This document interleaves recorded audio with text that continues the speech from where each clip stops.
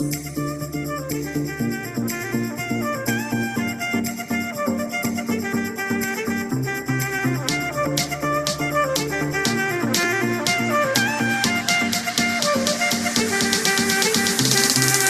at those palm trees dance.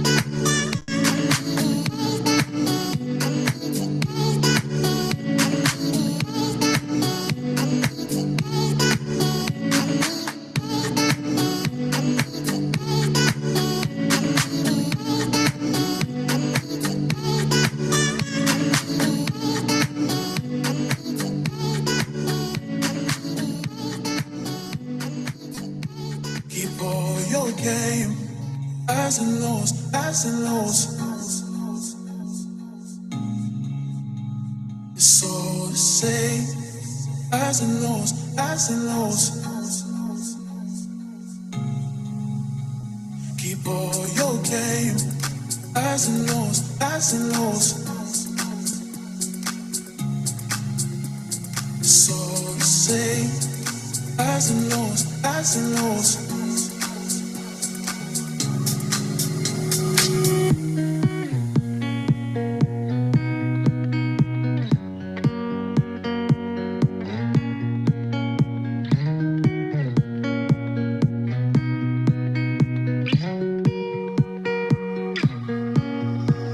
Keep all your game.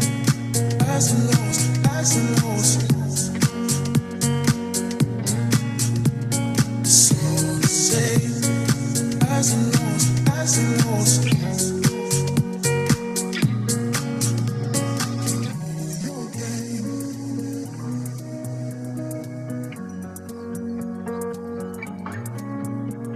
It's all the same.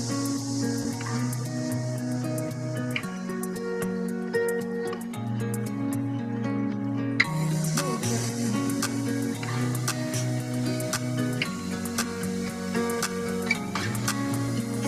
It's all the same.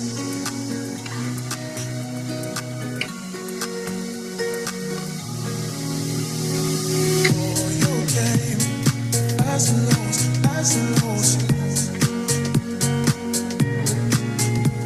It's all the same. Highs and lows, highs and lows. Keep all your game. Highs and lows, highs and lows. It's all the same. Highs and lows, highs and lows.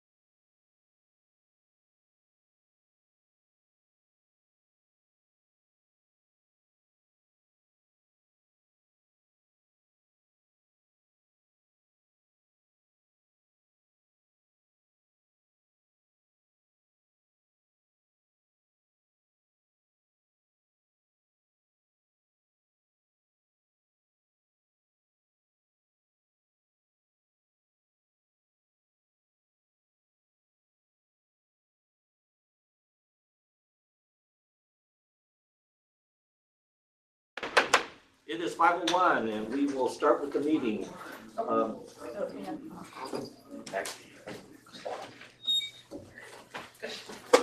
No actions taken in closed session, and I believe we got some presentation, triple presentation. We'll start. Lemonwood first. And we will start with Lemonwood Elementary School. You're up. Mustangs, go Mustangs. Right. Good evening, honored school board members, superintendent swearing and the executive cabinet. My name is Ashley Escobedo, and I am ASB president at Linwood Elementary. My name is Asa Moore and I'm ASB vice president at Linwood Elementary. We are here to let you know about all the events that are planned for Linwood School coming up. On February 29th, this week, we have our frog-themed leap year dance with parents and students. We will have food, a photographer, music, and fun as we celebrate leap year. On March 4th, we have scheduled Skydome performances. Our students will go on a 45-minute journey through the universe from the comfort and security of Linwood's NPR using a portable inflatable planetarium to dazzle our budding astronomers as we are taken on a tour of the solar system. On March 5th, Norwood is hosting a community as a voting location for the California prizes. On March 11th, we will have our usual perfect attendance award assembly, and again, ASB will be giving away a new bike to one of our students who had perfect attendance for the second trimester. On March 14th, we have science night at 5 p.m. We will have our second trimester awards assemblies the last 3 days of this week. March 25th, we are having the NED show to inform how students face challenges. From the moment we enter the room, our captivating performance will take us on a 45-minute journey filled with humor, yo-yo, and magic tricks, puppetry, and storytelling. The assembly introduced a cartoon boy named Ned, who is on a very important mission to find his mindset. Led by clues and memorable characters, he overcomes Mount Everest's toughest obstacles, uncovers inner treasures on a Caribbean island, and grows his brain while repairing a sputtering spaceship. Throughout the performance, our students discover how to activate their growth mindset to overcome social, emotional, and academic challenges. April 3rd after school, our EL parents and families, we will host a guest speaker, Erica Alfaro. Erica Alfaro is an international keynote speaker / award-winning author. Erica is the proud daughter of immigrant farm workers and the first woman in her family to get an education. She received global recognition when her graduation pictures went viral and made headlines worldwide. She will be speaking about education, resilience, leadership, and college success. All are invited to attend and also receive a free book. On April 8th in the morning, we are having a Go Big BMX Air Show assembly sponsored by PBIS and an exciting show with a 5 Secret to Success message, including stay drug free, the foundation of success, live your dreams, setting big goals, being motivated. Success requires hard work, respect others, anti-bullying, and kindness, stay in school, the importance of never quitting. Most importantly, we are very excited to start our state testing in April. We are planning another parent painting night and hosting our second bingo book event. Also, on behalf of Lenwood staff and students, we want to congratulate Mr. Banks on his recent promotion and thank him for all he did for us. We would like to congratulate FCS Escobedo in the honor band student and having a concert last Saturday. Thank you for your time.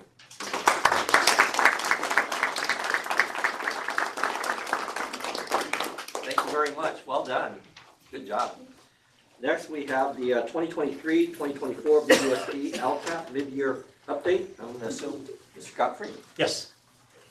This is a new state requirement that we are required to share the mid-year LCAP report with the board. It's for your information. As you know, the LCAP is a document that you approve each year for the annual updates as well as every 3 years for a 3-year plan. And basically what it is, it's a spending plan for our LCFF dollars, which includes supplemental and concentration grant dollars, which are geared directly towards our unduplicated count students. Those are English learners, homeless foster youth, and low socioeconomic students, as well as EL. And what I'm going to do is share with you the information from the slideshow that's coming. Sorry. Just wanted to show the wrong thing. No worries. As you remember, you approved this LCAP in June of this past year. We have this entire year to expend all of the funding pieces to that. And you'll also see a new LCAP coming at the end of the year. It will be a 3-year plan to cover the years 2024 through 2027, and then subsequent 1-year updates beyond that. So what we'll do is talk about the goals that are attached to this LCAP, which there are 7 of them, and the metrics that are utilized to measure whether or not we've made progress. The first goal is geared around increasing state test scores and ensuring that our students are college and career ready. So if we can go to the next, there we go. So this is goal 1. You'll see on the left-hand column there, the identified metrics are the state tests performance in math and ELA. You have Healthy Fitness Zone, which is a required test every year for 5th, 7th, and 9th graders. We have a metric of 2-year CT pathway completion and A through G certification. This last year, we realized a slight increase from the previous year in both math and ELA district-wide, about 1.2 to 1.5 point increases.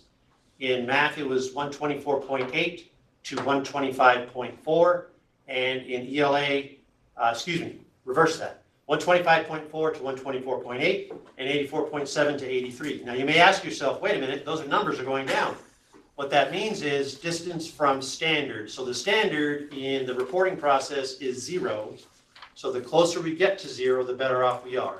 And once we pass standard, the number goes positive. So right now we're moving closer to standard.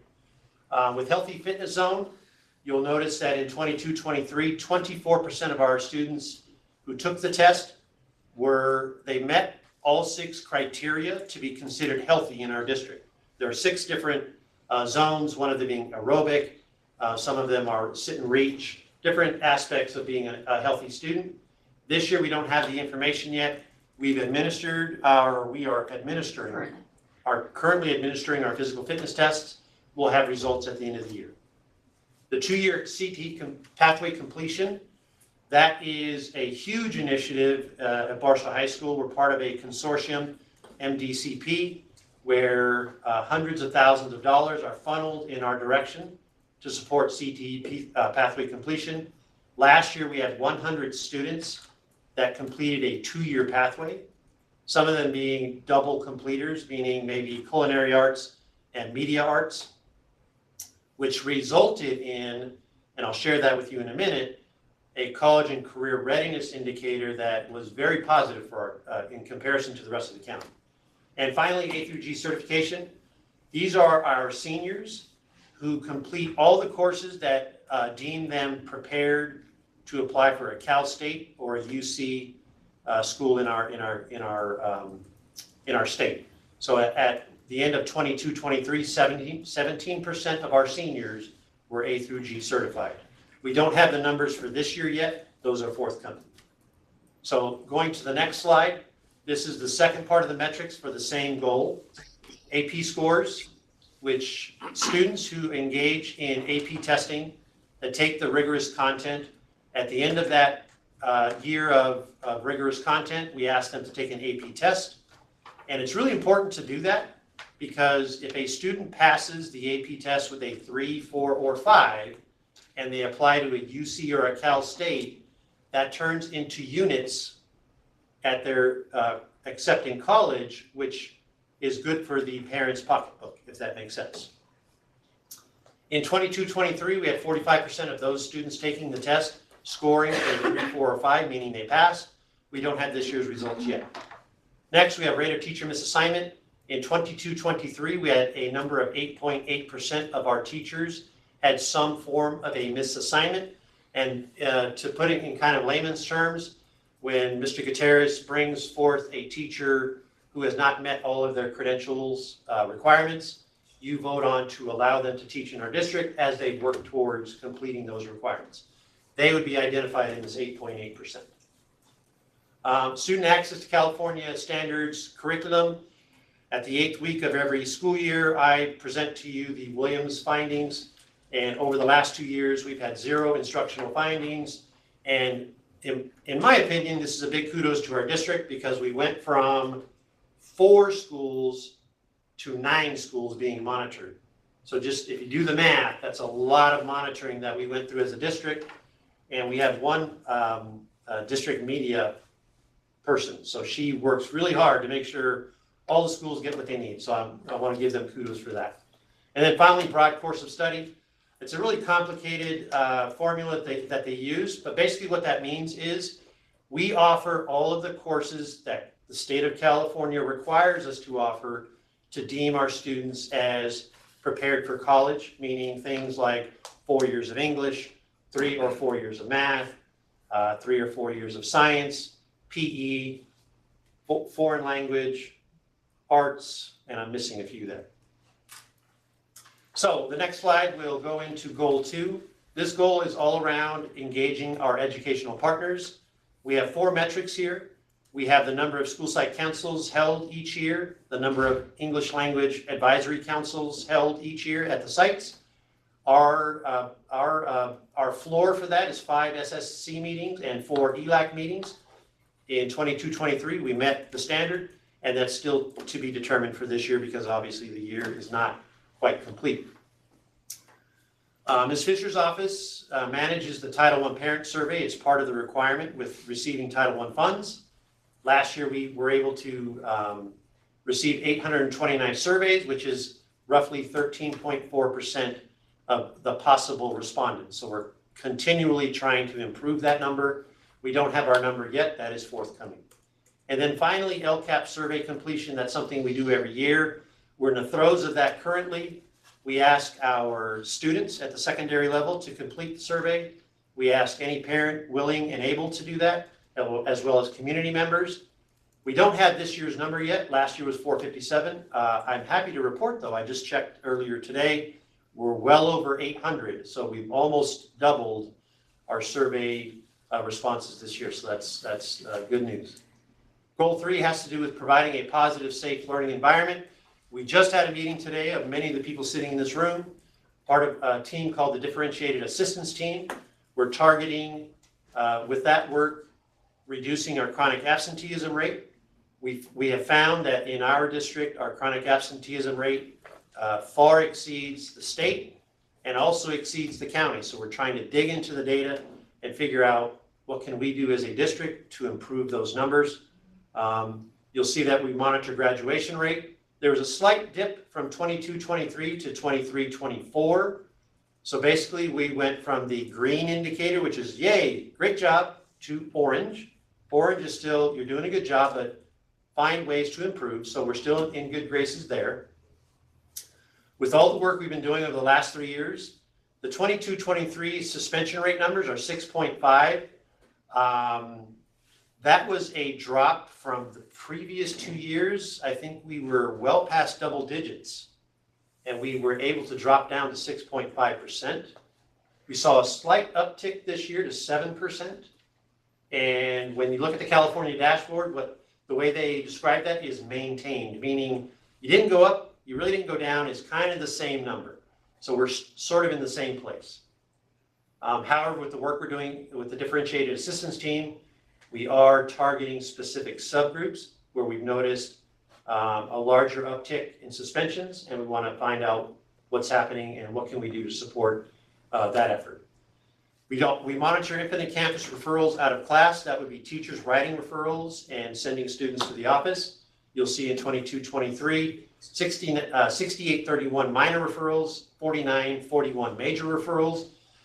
Those 2 descriptors are what you think they are. It's minor. It's something that maybe you can sit and talk with the student about changing their behavior, and the behavior changes. Major, there needs to be something a little more done to help remind the student about improving their behavior. We don't have the data for this year. Obviously, the school year is not quite complete. And finally, chronic absenteeism. I just talked about that. We do have dashboard data for our current chronic absenteeism. We went from 50.4 to 49.9, so a slight decrease. And I don't know, I think we spent 5 hours today talking about this. I won't go into all of it with you. I think you have other things to do, but we're really taking a close look at this because we know that making sure our students come to school regularly and are contributing to their own educational success is very important. That's why we're here. So we're looking at all kinds of different ways to improve our services to students and the resources we're providing. I had a really quick one, sorry. The suspension rate, is that on total population, the percentage? It is total population, and we just found out, or I learned today, that if a student is with us for 1 day, they count towards the number, which is a little different for some of the other indicators. But once they show up to our schools, they are now part of our number. And I think the difference between our actual enrollment to the number we're being measured by is a very big difference. Meaning we have a lot of students coming in and going out, which in another meeting in the future, we'll talk about equity multiplier and the money we're receiving to try to help mitigate the effects of a high transitory rate of population. Okay, goal 4. More goal 3. We do monitor expulsion rates. In 22-23, we had 5. This year is to be determined. We have transitioned to what's called the Youth Truth Survey, which the difference between this data that we shared with you previously to now is Youth Truth data is compared to both California schools and school districts and national schools and school districts. So it gives us another lens to really figure out, is what we're doing in comparison to other districts in our state and the nation. One of the indicators that we look at is whether or not students feel safe. The 57% you see there, that's based on the old survey we used to get, California Healthy Kids Survey. The 23-24 data is Youth Truth Survey data, which was administered in November. And you'll see that 63% of our elementary students feel safe at school, 33% middle school, 45% high school. And that trend is the same at both the state level and the national level, meaning elementary school students feel more safe in terms of the data. There's a dip that happens at the middle school level, and then there's an uptick at the high school level. So that is, we're in line with what we see at the state and national level. However, we'd love for all those to be 100%, obviously. So we're working towards that. And then finally, attendance rate. We don't have this year's data. Last year was 87.2. But if you'll sit and listen to Dr. Williams at all about attendance, he'll tell you we're getting back to pre-pandemic numbers, which is good news. Goal 4, EL proficiency. This goal is designed to really keep track of that unduplicated count student group. We look at the LPAC scores, whether or not students have maintained level 4 or progressed a level. We saw a slight dip this year from 50.8 to 41.5. We do monitor the state testing for ELA for those students. We saw another dip there from 99.3, distance from 0, to 102.4, meaning we've moved further away from standard. So that's something we're looking at. And then finally, implementation of academic content and performance standards. We have 2 versions of walkthrough data we look at. One is an online progress advisor that's used by cabinet and site administrators. It's electronic. And we also have the more robust group walkthroughs that Ms. Clemmer, you were part of at Barstow High School. That was what was called a group walkthrough, where we kind of go in, we have some specific things we're looking for, we have a powwow about what we saw, and then we share that information with the teacher to give them next steps to maybe improve practice. Goal 5 has to do with providing a clean, safe learning environment for our students. This is in a lot of ways centered around the Williams Act, but also 21st century learning opportunities for kids. If you remember, you just approved new furniture for the Barstow Junior High School Library. If you get a chance to go check it out, it's really cool. There's a lot of really neat spaces for kids to congregate and collaborate. And we're doing the same thing at Barstow High School. That's kind of in the process right now. So the way we monitor that is through the Williams findings.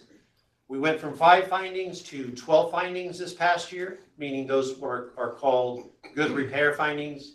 And our maintenance department is able to mitigate those findings, but it's not on the spot. It takes a work order and a little bit of time. And then finally, as long as we have been utilizing the LCAP for our planning, we've been monitoring completion of large projects in our district because we know we're an aging facility district. So 6 projects completed each year, and we've met the mark every year and exceeded it, actually. Okay, Goal 6 is a requirement from the state. And when Goal 6 was created 2 years ago, it had to do with the fact that our students with disability had more what we call red indicators across the spectrum than any other subgroup. So we had to create a specific goal to support the insurance of equitable education. The metrics that we look at here are state testing ELA, state testing math, where you'll see from 22-23, it's a little bit of a mixed bag. In ELA, there was an improvement of about 7 points in ELA.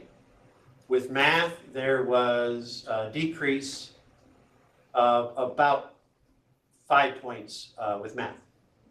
And then with the graduation rate, we also realized a slight dip from 77.1 to 69%. And then with the college and career readiness, this is that number I was telling you about earlier when I was talking about CTE pathway completion. We didn't have a number for 22-23 on the dashboard. The number for 23-24, which is the most recent data, is 45.7% of our students with disability are deemed college and career ready. The number of factors that contribute to that are pretty expansive and complicated, but I will tell you that when students complete a 2-year CTE pathway and they are proficient in ELA or math state testing, they are considered college and career ready. And when we go to the next number, I think, if it's not there, I'll make sure to share it when I'm finished with this. But with goal 7, that was a new goal this year, and this lines up directly with the work we're doing in differentiated assistance. We are targeting with this goal 4 student subgroups. AA is African American students, EL is English learners, FY is foster youth, HY is homeless youth. And you'll see, I won't go through every number there, but you'll see that we are targeting suspension rate, graduation rate, and chronic absenteeism for these specific subgroups. And when I get, because you've had a chance to read the LCAP, you'll notice that when you look at the action and services listed there, they're specifically targeted to these subgroups. And it's a little bit of a mixed bag. When you look at the numbers, there are increases in some areas, decreases in others. For example, suspension rate for 22-23 African American went from 13.7 to 12.3. A 1+ % drop in suspension rate is a big deal. That's a lot of students. I don't remember the number of African American students that contribute to suspension rate. I want to say it's well over 1,000. So 1% is a big number. With chronic absenteeism, you'll see that there was an increase across the board with chronic absenteeism with all 4 of these subgroups. And in our work that we were doing today, that was part of our conversation is what can we do as a district to bring more resources to, well, first of all, it's why is this impacting students? Why aren't they coming to school? Figure that out first, and then try to figure out what resources can we bring to that problem to mitigate. Okay, moving on. Is this the one I was talking about? Okay, so we also are monitoring state testing for ELA, state testing for math, and the Youth Truth Survey indicators. And the Youth Truth Survey, we did not target African American, EL, FY, or HY because that data doesn't flush out that way. So we're looking at just all students in that case. What I wanted to say earlier about the college and career readiness for our district, it's in the high 60%. I want to say 69%. That's at least 10 percentage points, and in some cases 20 or more percentage points than any other district in our county, in the high desert. So that means we're doing a really good job with making sure students are completing 2-year pathways at the high school, along with some of the other indicators. So I wanted to make sure I kind of highlighted that work. Okay, slide 13. This is just simply how much money was budgeted for each goal and how much to this point have we spent. So those are called estimated actuals. For goal 1, which has a ton of actions, I think there are over 35 of them, we budgeted $14.5 million. To this point, we expended $9 million, although there are more dollars encumbered, meaning we plan to spend them, that's about 62%. With goal 2, 219,000 plus. And remember, this is for engaging educational partners. We've exceeded that by a little bit, 113%. Goal 3 has to do with ensuring a safe environment for our students. We budgeted 5.2 million. We've expended just about half of that at 2.6 million. And part of the reason for that is many of the actions and services in goal 3 are tied to staffing. And those dollars haven't been spent yet because we obviously haven't gotten through the entire school year. Goal 4, this is our English learner goal. We've targeted 456,000 and change towards that effort. We've expended 67%, 307,000. The one area that you'll see in one of the slides coming forward, an area that we haven't spent any money would be tutoring. This year, that's something to look at for us. Why aren't we utilizing English language learner tutoring? Usually that takes place at Barstow High School.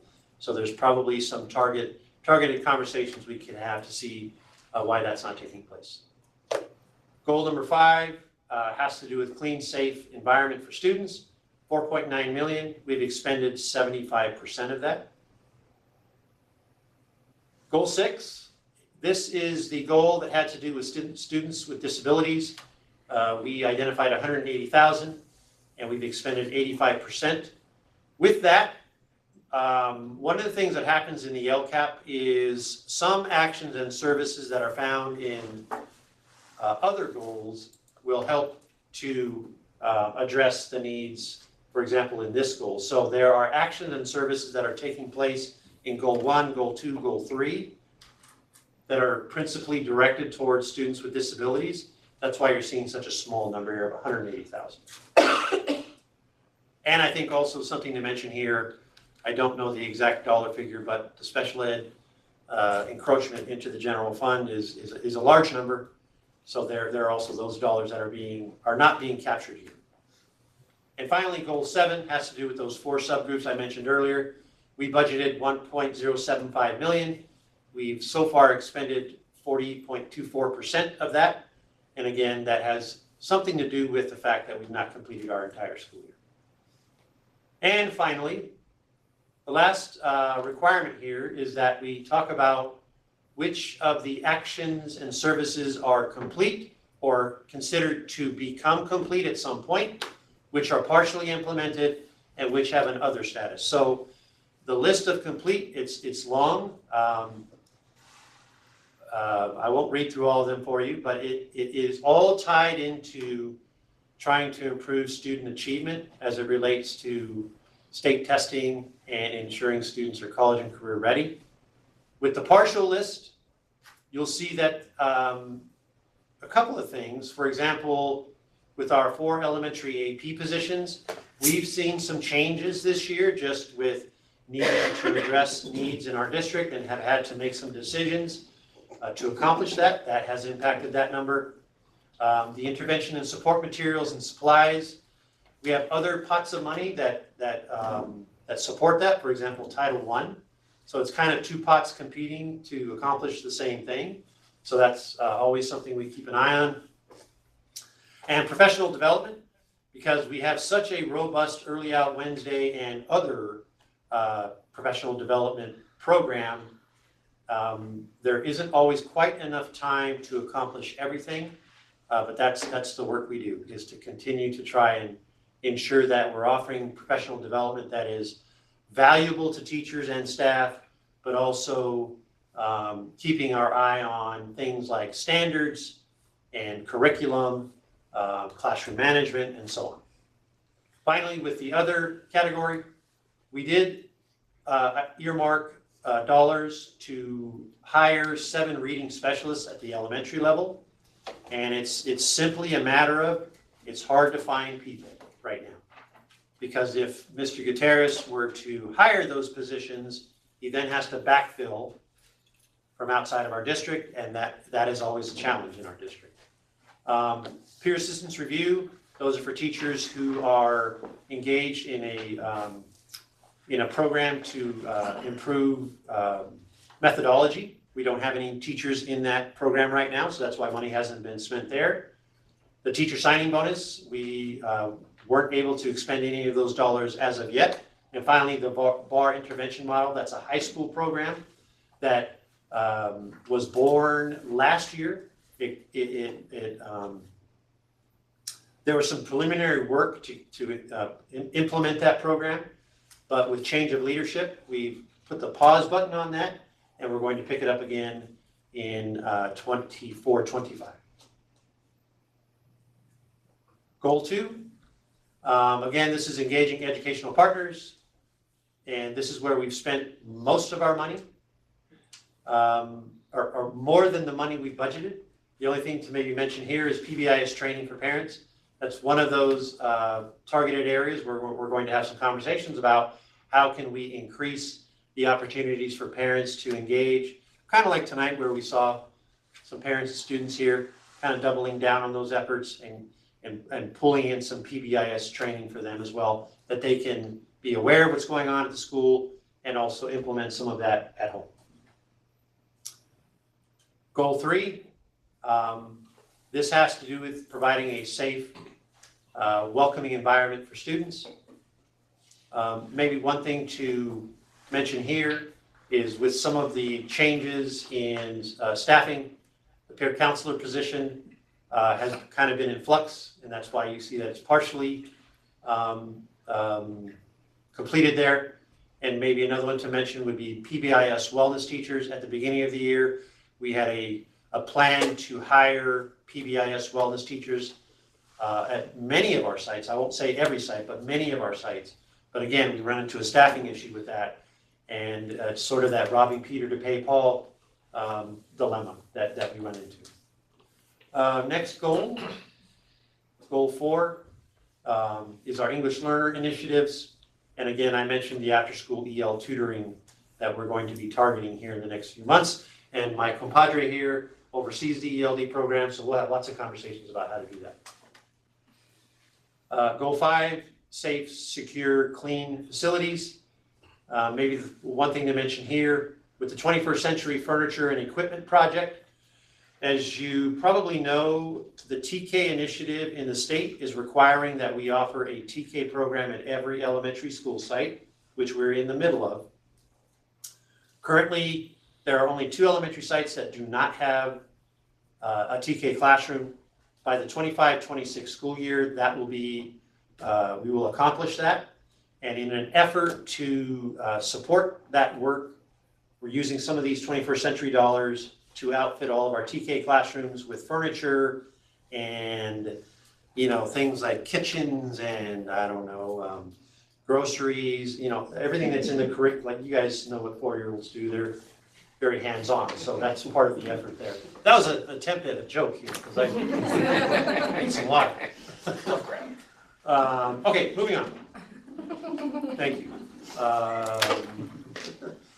Goal 6. I have a question. Yes. What was the Garber Memorial Oh, project? yes, thanks for asking that. Pre-pandemic, our plan was to reinvent what we've always called the boys' gym into a performing arts center, our version of a performing arts center. And we're in the middle of that work. And a lot of the work was going to be accomplished by our maintenance department primarily. But because so many other things have been going on, they're being pulled in so many different directions. This has kind of been on a hold until we can kind of get past all the big projects that have just kind of come, like, for example, opening BIS. That took a lot of effort on the part of our maintenance department, our IT department. So the BHS Garber Memorial Project has kind of taken a back seat at this point.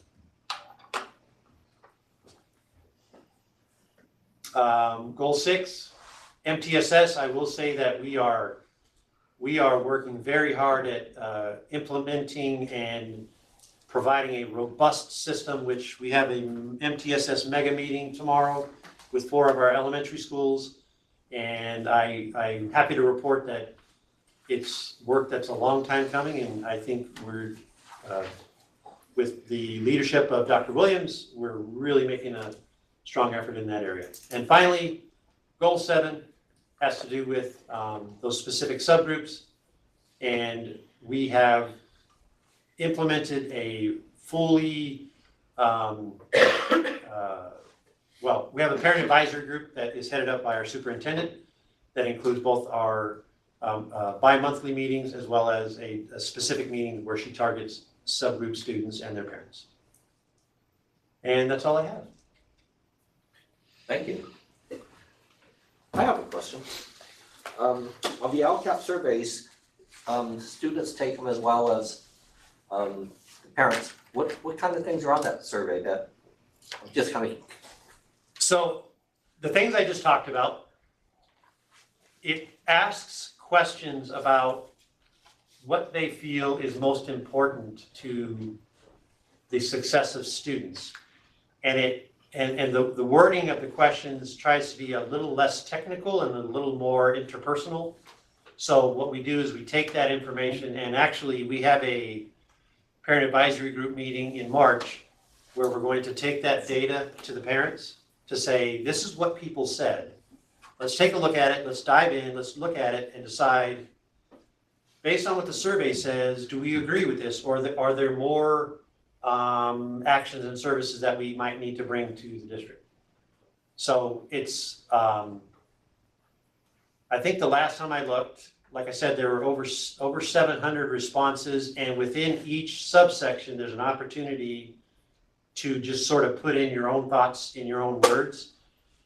And in every section, I have over 300 comments. So we're going to need to capture those to find out what are people thinking about, for example, student safety. What else do we need to do to improve upon that? So, yeah. Thank you. Anybody else have any questions, concerns? No? All right. Next, we're going to go into the approval of the minutes.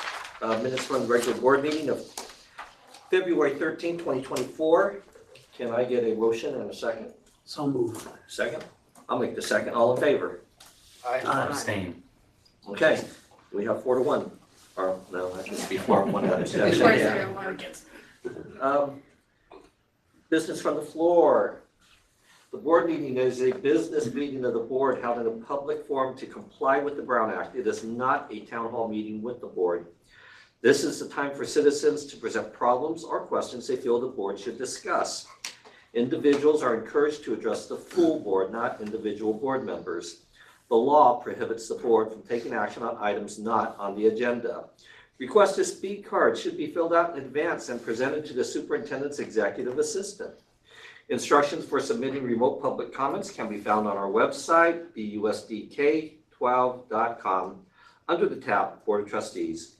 The board has a policy of limiting any speaker to not more than 3 minutes. For the record, please state your name, and I understand we got a couple of requests to speak cards. We do. The first one is with Miss Latrina Wallace from the Barstow Senior Nutrition, and she would like to invite first and second graders to a Dr. Seuss event. Hi. Yes, so on Wednesday, March the 6th, we're inviting all the first and second graders to come to the Core Harper. We're gonna have a Dr. Seuss. We're gonna try to get some teachers or someone involved to come and read to the first and second graders. And of course, they can bring their families, because I know some of the parents wanna come and have other kids. They're also invited. We also will be providing a meal. Everything is at no cost. So all they have to do is just bring their bodies and show up. I just wanted to come and let y'all know what was going on and have y'all blessings and y'all support to try to get and encourage, people to come out. I don't know if y'all know, but for a while, the Department of Aging and Adult Services had a grant. And what they did was they gave us grant money to build the community back together. So I've been trying to reach out to the schools and stuff like that. Like, look, when I ran, my thing was to build a community with the school. Let's link together. So I'm like, use me as a way of, if the school want to have an event or something like that and we know funding, call me up, let's get together and let's do something and bring the children, the family, sit down, network, and see how we can help, improve this community. But yes, also we got Delta Kappa Gamma. Delta Kappa Gamma. So they had partnered with me along with the city of Barstow, so I went to them and, they're gonna help me with this event as well. So, yeah, the time is from 4 p.m. to 6 p.m. And again, it's at the Coral Harper Community Center. Any questions, concerns? This is the first time event for you guys, right? This event? Yeah. Yes, but I did a lot of events for the community. Oh, yeah, no, I'm familiar with you. Thank you. Thank you.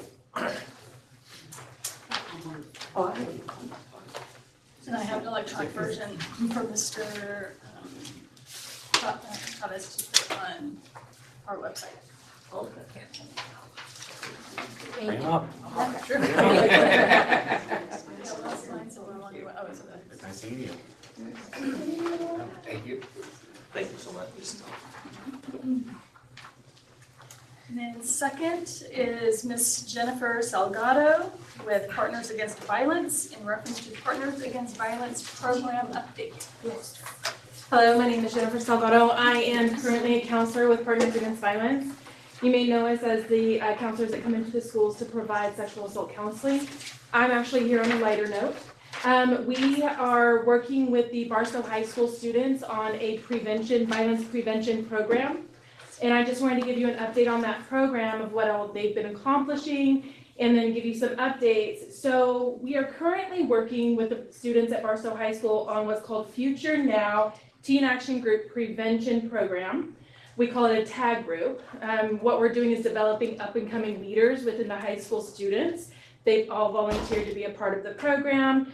We're utilizing a couple of classes on Fridays, and then we're also using we're meeting with the youth for the art programs and their Purple Harmony group, which is about mental wellness. And so what we're doing is this prevention program is really, we begin by affecting the thought process and the mindsets from harm and violence to respecting the dignity and worth of a person, no matter what the differences are. So we're really trying to educate them. We have provided education on healthy relationships, cultural diversity, equity, equality, and inclusion, and then also bystander prevention. So to step in before it becomes a big violent act, when it's safe to do so, of course.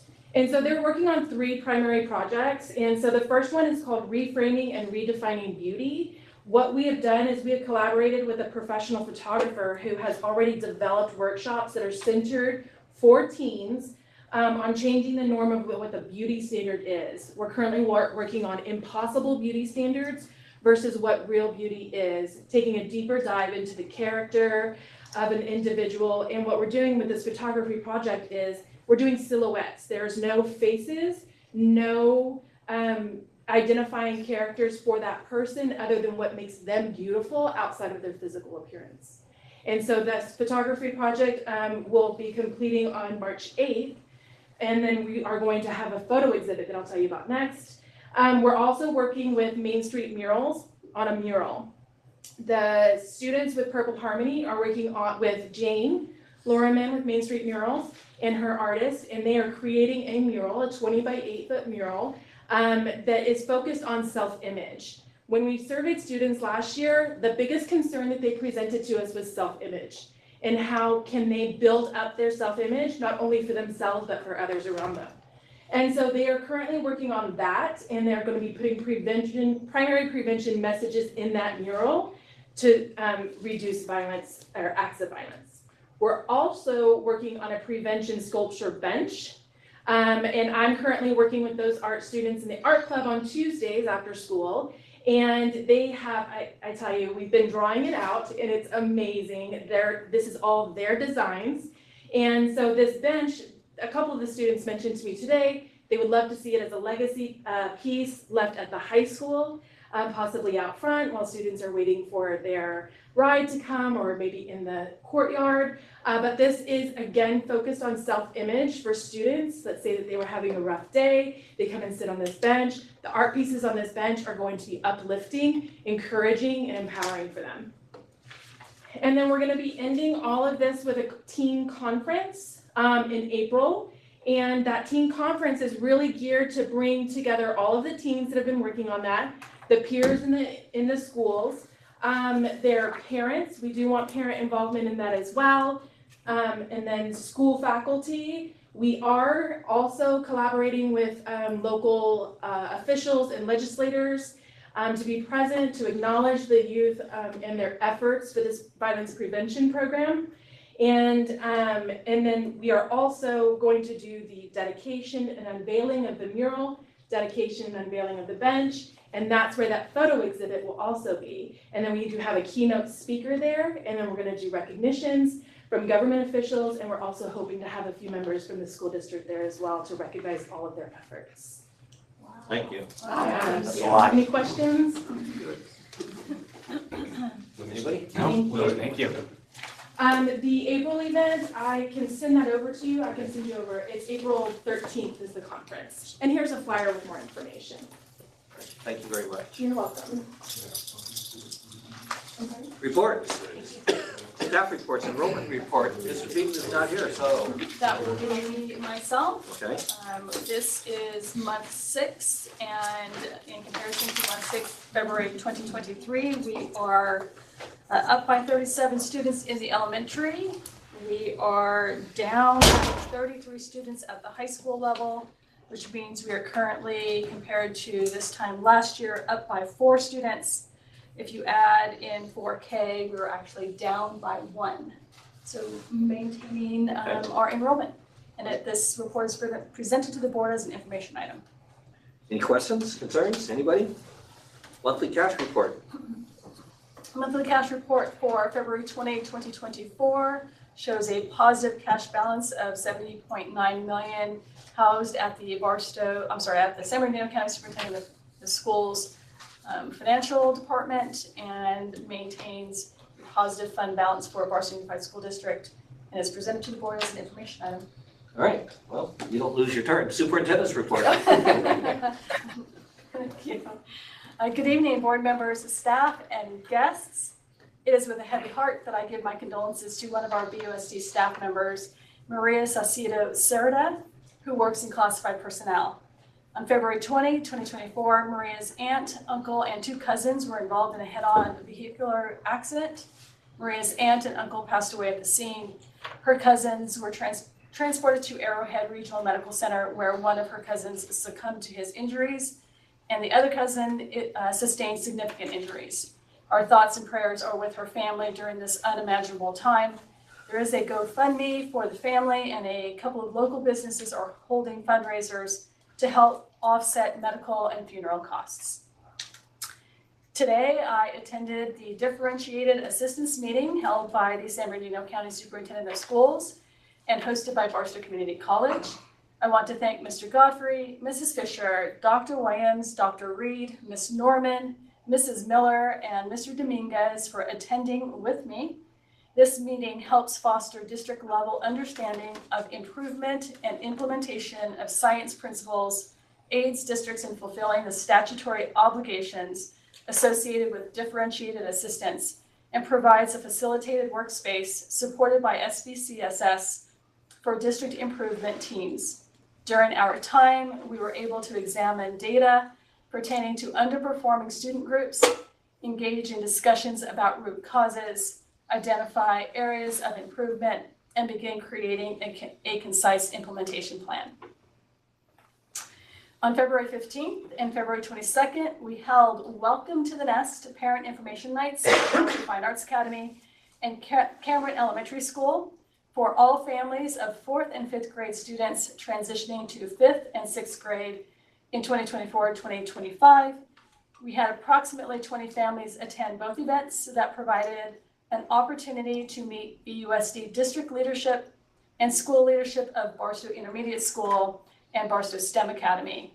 hear information about both school sites, and ask questions pertaining to the transition of their children to either campus. I'm looking forward to our next information night this Thursday, February 29th at Crestline Elementary School. On Tuesday, February 20th, I was invited to a very special event at Cameron Elementary School, the wedding of Q and U in Mrs. Hill's kindergarten class. This was a cute lesson that allowed Mrs. Hill to present the union of the two letters that are always together. I'd like to thank Mrs. Hill for the invitation to her classroom. I always look forward to the opportunity to attend classroom events at all of our schools. And I would like to thank 3rd District Supervisor Don Rao for meeting with me on Tuesday, February 20, in the conference room at the City of Barstow. Mrs. Rao and I talked about my support of the BNSF Big Project. I provided her with some of the great things happening in BUSD and how we are providing our students with a wonderful 2023-2024 school year. Thank you. Board reports. We'll start with me. I have nothing. Mr. Perea. I have nothing to report also. Mr. Haldren. Just wanted to wish my condolences to the family. I'm sure they're going through some really difficult times. And also just to thank everybody as far as presenting with the report. I know that's a lot of information, a lot of data. And just thank you for everybody for compiling all that and informing us. Mr. Watson. I just wanted to highlight one thing. On a daily basis, there's a bus stop on East Virginia. And about 10 to 15 kids get on this bus. And they're always excited to get on the bus. And I'm always wondering, why are they so excited to get on this bus? I started watching the bus driver, and every person that gets on that bus, he kind of makes a big deal out of them getting into the bus, gives them a handshake, gives them a high five. And it's kind of brightening to see those types of things. So I know those things aren't really highlighted to you guys, so I just wanted to bring that up to you and say thank you for making those kind steps. Well, thanks for pointing that out. Yeah. That's on Virginia Way? Yeah, East Virginia, right by the food for less in the apartments. Yeah, okay. I don't have anything to say either. All right. Student representatives report. Ms. Massanini. Sure. So we're getting ready for our Mr. Astig Boys Pageant on March 8th at 5 p.m. in the Boys Gym. Each ticket is $10, so we'd love to see you. Our first semester awards are tomorrow at 6 p.m. in the new gym for anybody that got a 3.0 or above. Cheer tryouts for next year are starting Monday at 5:30 in the Boys Gym. The last week to buy your grad night ticket is March 11th through the 14th. Our esports team has won their competitions for the last 3 weeks. And boys tennis has their first home game match today at Barstow Community College. Well, thank you very much. Representatives reports. DEA, Ms. Lewis. Gotta get them up on my heater there. Okay, so good evening, everyone. First, I want to say, we are glad to say we have a meeting date set for our VA Executive Board to meet with the District Cabinet to start resolving some issues that arose from the survey. So we're looking forward to that, to seeing some positive development in the near future for all of our schools. So I'm glad we finally got that date ready to go. I want to thank Swearingen for inviting VEA and CSEA, if I said that right, to be a part of the meeting with Dr. McDonald, the new administrator at the junior high school. It was a good opportunity for us to discuss some of our concerns, and we're excited about the principal's potential changes that she discussed. So we're kind of excited. We kind of like the ideas. So I appreciate being invited, so we actually know what's going on. It's more transparent rather than we're guessing what's going on. So really, other than waiting on that meeting, you know, we're kind of hoping that's going to lead our district in a better direction in the future.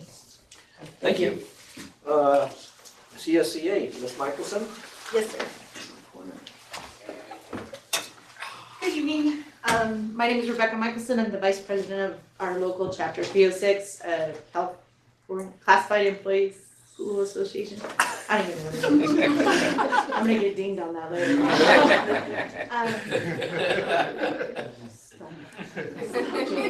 And I'm here representing Renee as she had to attend a field trip for her in her capacity as health assistant for a junior high student.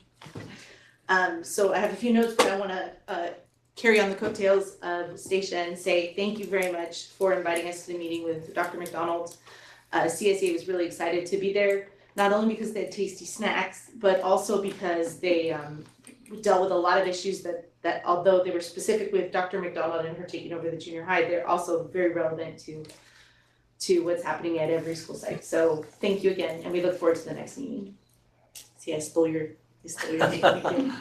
So we want to let the board know that CSEA negotiation team, just the team itself, will meet tomorrow to solidify their sunshine articles to bring to the membership for vote and then present to the district for the current year of negotiations. Also, we want to let you know that we sent out a survey to classified employees asking for opinion on whether there is any interest of the membership in decommissioning the personnel commission. We're approaching the 5-year time limit where we no longer need a special waiver to decommission the personnel commission. We can actually choose as a membership to do so. So that survey went out, and thank you, Patty, for your response. I validated it. And we actually are getting pretty good numbers of responses. So we're going to continue to push to get people to give us their opinion.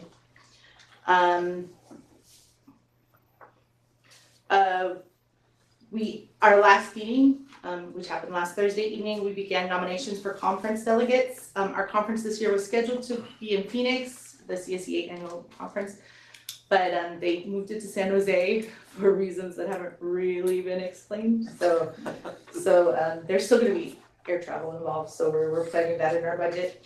And then we want to say that we're really excited that the new classified positions of campus security assistants not only have been created, they have people in them right now operating on our campuses that need that extra support. We have 2 currently working right now at BHS, 2 currently working right now at BHS, and 1 working at Barstow Intermediate School.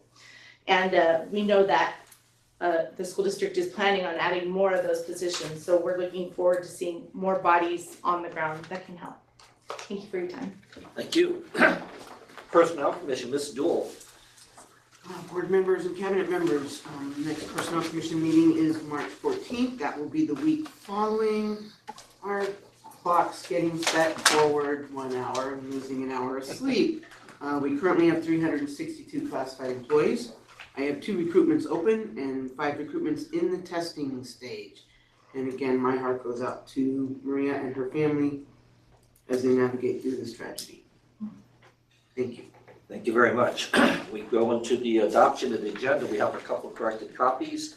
Can I get a motion in a second to accept the, adopt the agenda? So move. Second.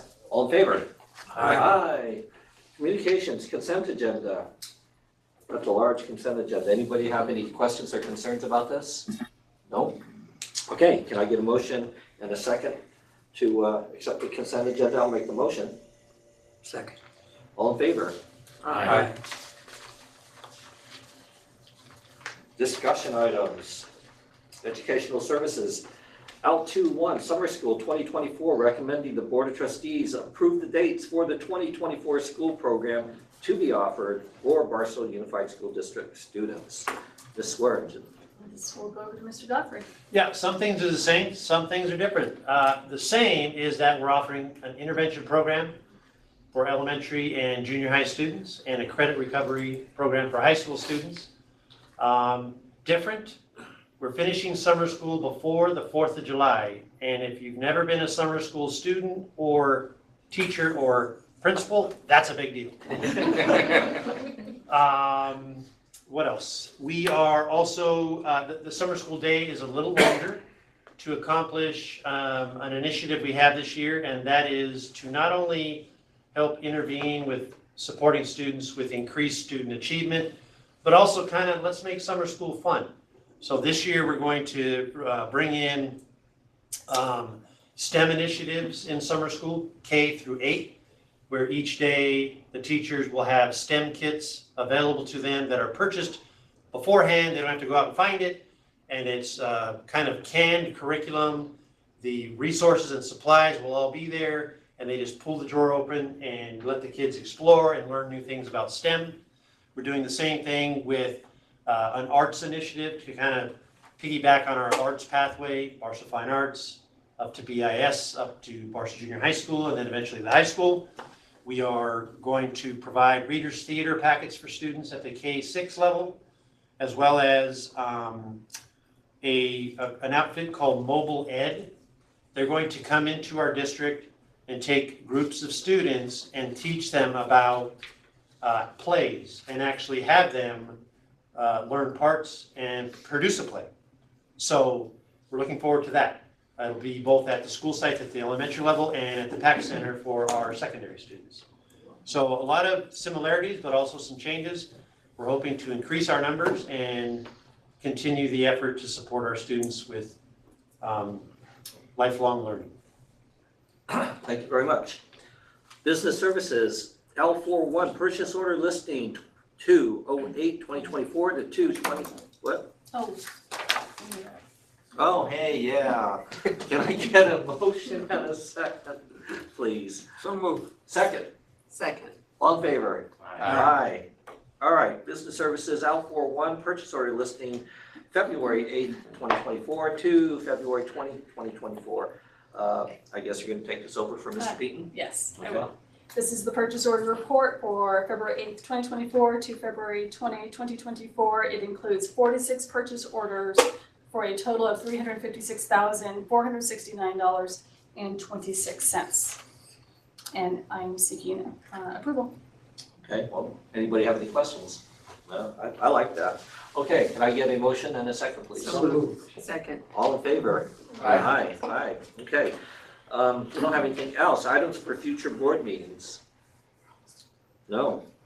Do we need to go back into closed session? No? All right. We'll adjourn. It is 6:04.